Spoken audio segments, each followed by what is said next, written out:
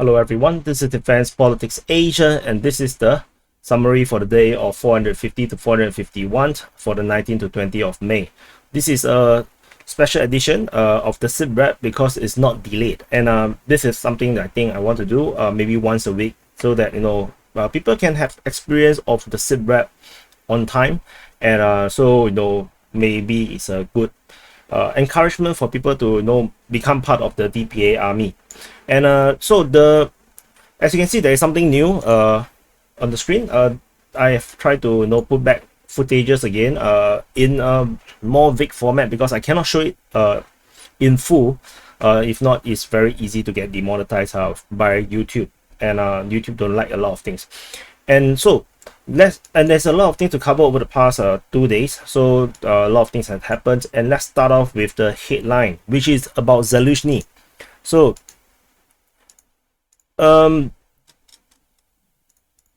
Joker DPR, the hacker group. I actually spelled this wrongly. No, I put hack group. The hacker group has revealed that in their according to their spies, agents or people who are collaborators within the Ukrainian army. So the Joker DPR hacker group is actually a Russian hacker group, and their information had always been really reliable, very, how to say, accurate. They tend to reveal a lot of secrets, and they do prove that they have those secrets. So according to their information, they say that ZALUZHYNY, the commander of the Ukrainian armed forces, has been seriously wounded in early May during a missile strike on the headquarters of the Ukrainian armed forces in Pavlograd in the Dnipro region. And so according to the information provided by Joker DPR, they say that there is several surgical operations that is done on him, and if he survived, which means that his condition is extremely severe, very, very critical, and it was said that he definitely have no ability to control the army anymore. However, according to their information, they say that the Western allies don't allow the Ukrainian armed forces or the leadership to talk about ZALUZHYNY getting injured. This is to protect the morale of the Ukrainian soldiers before their offensive, and this is because ZALUZHYNY is a hugely popular figure within the Ukrainian military, and have authority and love among the military. So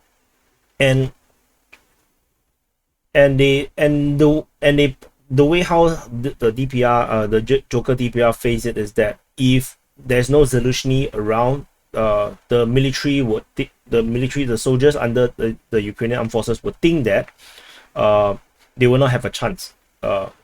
So it's kind of a weird. I mean, yeah. But anyway, that's the amount of faith they are trying to project that ZALUZHYNY have. And this hacker group wanted to inform the Ukrainian soldiers to sabotage their own offensive operations, because the offensive would unlikely to be run by ZALUZHYNY himself, and they say that if it's Zelensky running it, then it will be suicide mission. So yeah, so this is the Joker DPR talking about this, and this footage is actually very interesting. This footage is actually dropped by this National University Odessa Law Academy, the NUOYUA. So this, and they have this opening for the international conference, and this international conference have this Zoom meeting. You can see here there's a Zoom meeting thing where ZALUZHYNY apparently appeared on the Zoom meeting, and he spoke at length. So this actually complicates the entire rumors and all this argument about whether ZALUZHYNY is actually alive or not alive, all these sort of things. So there is also information like ZALUZHYNY apparently supposedly had a conversation with the Mark Miller. Is it his name? Yeah, the commander, the secretary of the DOD. Is it DOD? I forget it. This is an American guy. So, and I went to their website. I cannot find the official statement on it as well. Any updates regarding their activities has stopped in early May as well. You can check it out in the DPA Telegram channel. And so for those that are not on the DPA Telegram channel, I highly encourage you to be on it, because if you are not on it, then if anything happened to this YouTube channel or the main channel, then you may not be able to find me. Information will always be on the Telegram channel if anything happens. So you need to subscribe to the Telegram channel. The link is below. And also for those that are new to this channel, do press the subscribe button. SITREP is not meant to be very interesting. It's very dry, but it's very informative. So do press the like button, support, and let more people know to get this information. And let's start off with the elephant in the room. We already started off, so we start again, and it's Bakhmut. So the first, Bakhmut has been announced to have captured by the Wagner private military contractors. Prigozhin put out a big statement, which is actually this video, as you can see. They basically talking about them actually capturing the entire of Bakhmut, and this actually coincides with the fall of Mariupol to the Russians on the exact same day 1 year ago, which is yesterday, 20th. And I mentioned in the quick update for the Bakhmut update, I mentioned that I cannot confirm this information until at least the Russian Ministry of Defense announced it. And we do indeed have the announcement from the Russian Defense Ministry, and they say that according to their statement, they actually named Wagner assault units. The offensive action by the Wagner assault unit, supported by artillery and aviation from the Yoke group of forces, they managed to capture the entire of Bakhmut, which they also call Artyomov. According to some tweets that I saw, Putin has also made a statement congratulating the Wagner forces and the units that are supporting them. So I haven't, is according to the Kremlin statement. I haven't went to check it, but I think the one by the Ministry of Defense actually is good enough to actually confirm this information. However, the Ukrainian Defense Ministry still had not acknowledged the fall of Bakhmut. According to the latest report, the latest SITREP by the situation report by the Ukrainian Defense Ministry, they say that the battle for the city of Bakhmut do not stop. So the Ukrainians do not agree on this statement that the Bakhmut has fallen, and then the Deep State UA, the pro-Ukrainian source, mapping still remains to be this. This is still the mapping that you can find on Deep State UA's mapping. So yeah, so we don't believe whatever you want, and we can start off with the information within the Bakhmut city. And so let me change the video. Yeah, so within Bakhmut city itself, we first have on the 19th of May the information that the Russian forces have captured the entire northwest of Bakhmut city.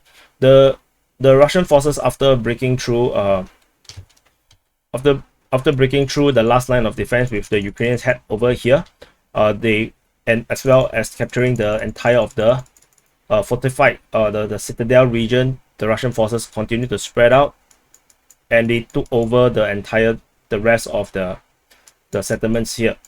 And they also, according to the latest mapping, have also captured the entire forest line that I say the Ukrainians might hold, but will be pretty silly if they do, because it is pretty dangerous to hold this line. Let me go in. You can see that there's actually forest lines just off Bakhmut, just off the city of Bakhmut. So I say that the Ukrainians could actually hold the forest line around here, but it will be subjected to a lot of artillery strike and air strike. So I also do think that it's pretty hard if the Ukrainians want to hold this position. So likelihood is that they will withdraw, and indeed that's what happens. The Russian forces basically just roll in quickly. They just take over, and they have taken the entire line of the entire forest line very easily.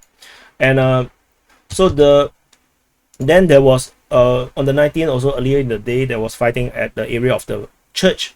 There's this Jehovah Witness Church. For those that are not sure, I can see Jehovah Witness Kingdom Hall.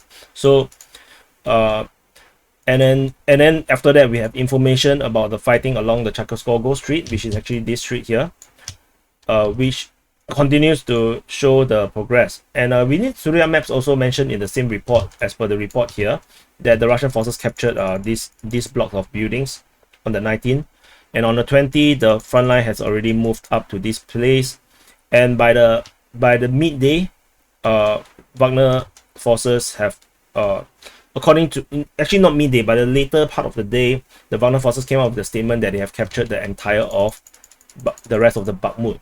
This information contradicts the information coming from Remelin, which the information might come like half an hour earlier, saying that the Ukrainians are sending a lot of reinforcement to hold the line, and they say that for every soldier that they take out, the Russians take out, the Ukrainians appear to have 2 more. So the Ukrainian forces have been heavily counter-attacking to try to hold this final line that they are trying to defend within Bakhmut, but this seems to be not doable as the Russian forces then overrun them. So, and that concludes the end of the battle of Bakhmut within the city limits itself.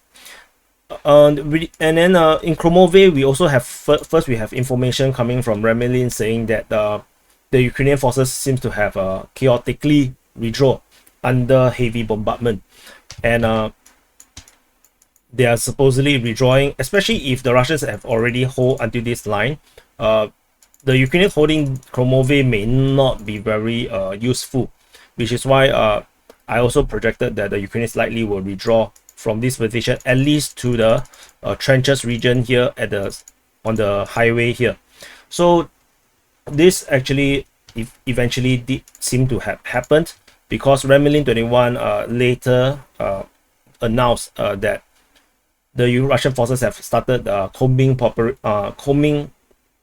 operations within Kromove, as the entire town has been evacuated by the Ukrainians, which means that the Russian forces have successfully captured Kromove, the very, very elusive village that refused to fall to the Russian hands. So the Ukrainian forces have withdrawn into the fortified region here, the trenches region here.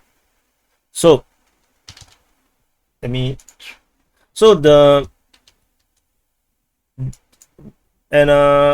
outside of Bakhmut, we have information of reinforcement at Kleshevka, so-called the Luhansk People's Republic seems to have sent reinforcement to the flanks to help out in the defense. And fighting was reported at Ivanytsky on the 19th, according to the Ukrainian Defense Ministry, saying that the Russians are attacking at the Ivanytsky region. However, it seems like the actual trend is actually the Ukrainians are the one doing the attacking. Remelin 21 say that the Ukrainians continue to attack the flanks, and they mentioned about attack along the water channel, which is actually the canal region. There's this canal over here. So the Ukrainians are attacking, and it seems like the bars are there also, the volunteer force to help out in the defense. So the Ukrainians were attacking on the western part of Klishevka and along the Kiryemivka region, which means it likely to be an attack across the entire front line. However, Ukrainian Defense Ministry continue to report that it is the Russians that are doing the attacking towards Bakhmut and on both days, 19 on the 20. And within the settlements west of Bakhmut city is mostly just bombardments. We have a lot of bombardments at near Yakhidne. Yakhidne is actually here, so that means the Ukrainian forces are nearby, which the reports now says Yakhidne. And there's bombardment at Bodanivka. So at Bodanivka on the 20th and 21st report, we have Kalenina on the 19th, Chasivya on the 19th, Ivanytsky on the 19th and on the 21st. So there's a lot of bombardments by the Russian side on the Ukrainian side, because the Ukrainian sides are quite there's a lot of men within this area here, and they are poised for counterattack, and they definitely want to not let the Russians have this victory. So they would want to do a massive counterattack against the Russians to, you know, pincer it, or to at least make it look bad. Frontal attack into Bakhmut is pretty impossible because the Wagner forces is holding the position there. So yeah, that's the situation over at Bakhmut front. So this is the Bakhmut front, and there is bombardment also goes on to Konstantinivka on the 21st of May report. And so that's all about from the Bakhmut front, and let's move on to Crimea. In Crimea, there's a drone attack north of Zankoye. So the Ukrainians launched a lot of drones, and around 6, I think 6 went through, 4 plus 1. 5 of them went through and managed to hit something. But the whatever they trying to hit might not actually have been hit. I think they might have missed their target, or at least it's not reported. Ryba, the pro-Russian source, basically talked about how this drone attack is likely to be targeting our railway infrastructure, connecting Crimea with the Kherson region. So we're not exactly sure where is the attack going on. Maybe it could be the bridge here, but it's quite unclear. Anyway, drones hitting the bridge is probably not going to work. Moving on into the Zaporizhia front. At the Zaporizhia line, we have shelling being reported at Nesteryanka on the 21st, Novodanilivka on the 19th, and on the 21st, Maratomashka on the 19th. We have Shovony on the 21st, Novodarivka on the 21st, and as well as at Novosilka on the 19th. So you can see that on the 20th, there's no report of shelling within the Zaporizhia region, and there's also fighting reported at Levadny. Levadny is here. So according to Russian Defense Ministry, there is some recon forces that was engaged by the Russian forces. Otherwise, the Ukrainian counterattack still have not happened, and it is kind of weird because we do already know that the Ukrainian forces is ready. They are supposed to attack really soon, supposedly by within this week, but it doesn't seem to have happened yet. And I wonder if it's really something to do with ZALUZHYNY getting taken out, and this caused some chaos within the Ukrainian command. So and you can see also the Zersky, the commander of the land forces of the Ukrainian forces, has been showing his face way more often than previously that I noticed. So that could also be the sign. So anyway, I'm not going to speculate way too much into it, but because people have been telling me about ZALUZHYNY for months, for many days, about he's not around and stuff like this. I had been ignoring it because I need sources to really talk about it, which is where the Joker TPR really came in, and we shall continue to see how this goes. And moving into the Donetsk front, we have Ukrainian attack at Solodky and Volodymyrivka. Similarly, these are all just recon attacks, probing attacks, I guess. The Russian Defense Ministry reported shelling at so I forgot to show the source. Yeah, so it's by the Russian Defense Ministry. Similarly for this one, and at Voleda, there's shelling reported on the 20th, and on the 21st, shelling also reported at Shevchenko on the 19th. So the Russian forces continue to be bombarding this area here to prevent a Ukrainian offensive from happening. And at Marinka, fighting continues as usual on the 19th and on the 20th. The Ukrainian Defense Ministry reported the Russians are attacking in Marinka. As usual, we have no updates. No one on the pro-Russian side is talking about this. Typically, the Russians do not move the line much, so we don't really know what their plans are at this moment. Moving into the Avdiivka front, so this is pretty significant because the Russian forces seems to restart their Avdiivka offensive. Maybe because previously I said that maybe because they don't want to start, they stopped the offensive because it was getting a bit hard, and Ukrainian offensive might be happening soon. And then it seems like this does not hold true anymore. The Ukrainians doesn't seem to want to attack, so maybe the Russians now attacking again. So fighting is reported at Novokalinove on the 19th, on the 20th, and north of Krasnohorivka on the 19th and on the 20th as well. Information mostly coming from the Ukrainian Defense Ministry, and also Deep State UA and Turiya maps talking about the north of Krasnohorivka. So the Ukrainians hold Novokalinove and Karamik, and the Russians are attacking. This the front line is around like this, and the Russians want to attack in two directions, and they want to capture this area here. This is pretty strategically important because this will allow them to establish a further front line, which then they can take out this railway station. And taking out the railway station wouldn't do much to the offensive against Avdiivka because of the fighting already reached Stepove, which the Russians have restarted the attack. According to the Ukrainian Defense Ministry, the train is not able to go through this line here. So the Avdiivka is no longer using train, if it was even using train to transport stuff at all, and they will have to use the remaining roads. There is only here. This is the only road going into Avdiivka. There's no more roads that is going into Avdiivka. This is the only road. So fighting is also reported at Avdiivka on the 19th, on the 20th.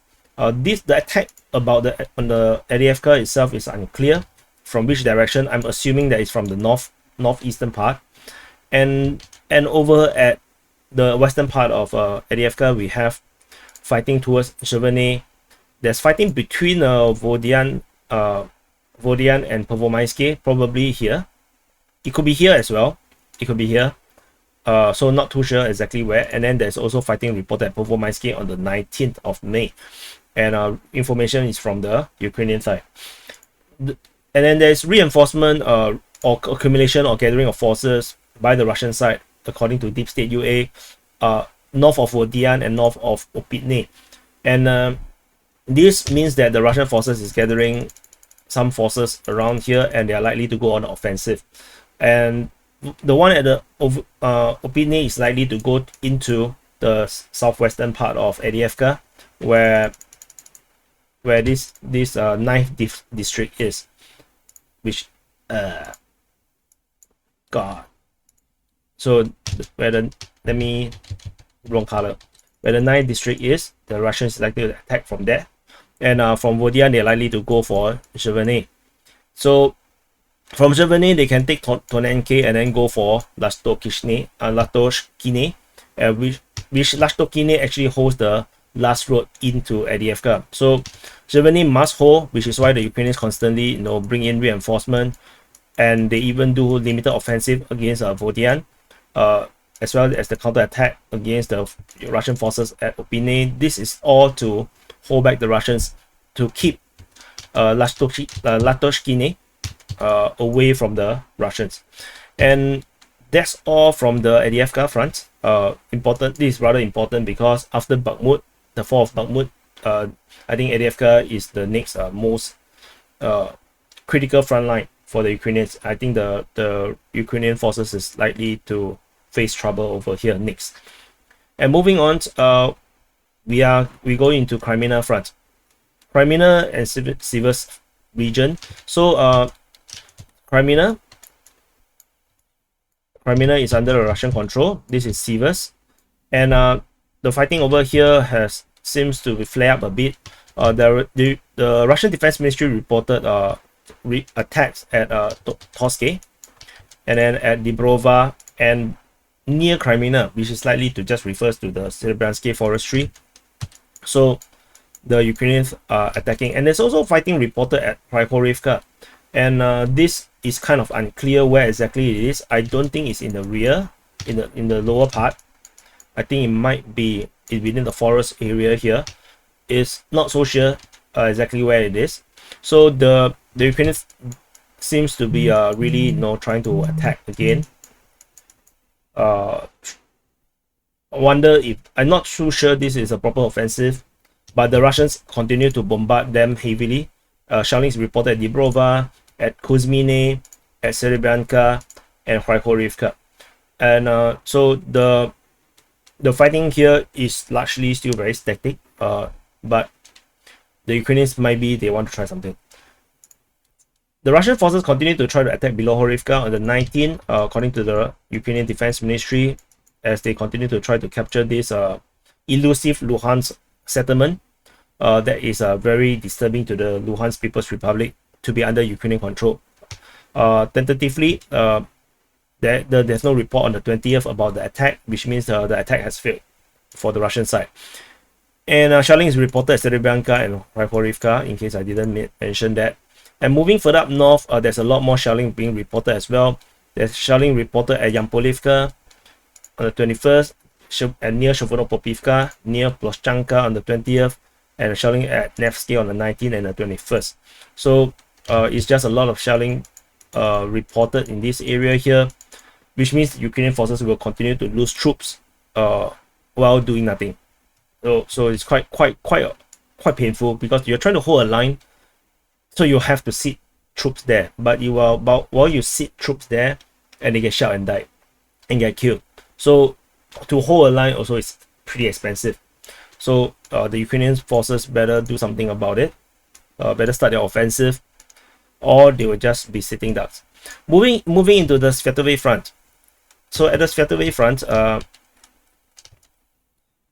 we have fighting reported at Andriivka, according to the Russian Defense Ministry, and also at Stemakivka. So the Ukrainians are trying to attack, trying to push out, and there is shelling reported at Stemakivka, according to the Russian Defense Ministry, and Berestove on the 19th. So Stemakivka is actually on the 20th. And into the Kupiansk front. And the Kupiansk front, we have a lot of actions. Mainly, the Ukrainian Defense Ministry reported the Russians are attacking Masytivka over the past 24 hours. While there is shelling being reported west of Masytivka on the 19th. So according to Ryba, the pro-Russian source, they say that the Ukrainians lost the high ground west of Masytivka. So this is in this area across the Oskil River, and the Ukrainian forces use mortar and drones to try to attack Russian positions within this salient here, which is kind of interesting. I wonder why the Ukrainians do not try to just attack the Russian forces. So it might also suggest that either there is a lack of confidence, or there could be a lack of troops in this region that can deal with storming a fortified position. That could be the case. And the Ukrainians are attacking at Sinkivka again on the 19th and on the 21st, according to the Russian Defense Ministry. So they are finally trying again on the Sinkivka region. Then over at Pashotrevneve, we also have a probing attack. We have probing attack at Timkovka region as well on the 19th and on the 21st. And over at Kaislivka, we also see the probing attack at Kaislivka on the 20th. The Russian Defense Ministry reported a lot of shelling. We have shelling reported at Berestove, Tabaivka on the 21st, Kaislivka on the 19th, shelling at Zagorodkovka on the 21st, Pashotrevneve on the 20th, and Vorishna on the 19th. And interestingly, we have another shelling reported at Novolinsk on the 19th. And pro-Russian sources, Ryba, reported Ukrainian reinforcement to Vorishna and Novolinsk, which means the Ukrainian forces sent reinforcement to these two positions. Not sure if they want to cross, or they are just trying to reinforce to recuperate from all these shellings from the Russian side, because Vorishna and Novolinsk has been at the end of the lot of Russian shelling, and they might be having a drop of manpower that requires them to reinforce it with more manpower to hold the defensive position. So that's all from the Kupiansk front, and I think this is everything. So do press the like button, subscribe if you are not subscribed. This is the summary for the day of 450 to 451 for the 19th to 20th of May. And the next SITREP will be again going back to classified classification, and it will be available for the DPA sergeants, officers, and generals first, and then you'll be delayed talikas for the rest of the DPA army. So anyway, thank you for watching, and I will see you in the next update.